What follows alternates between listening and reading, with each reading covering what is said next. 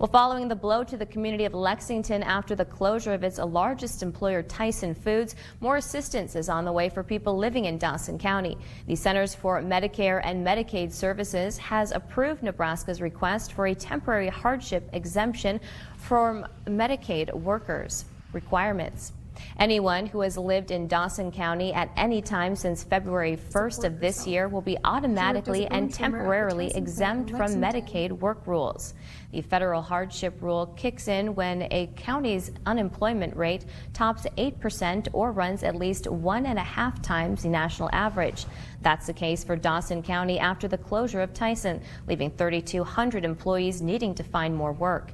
The exemption will last until Dawson County's jobless rate drops below that threshold. State officials say affected Medicaid members will be notified before the hardship ends.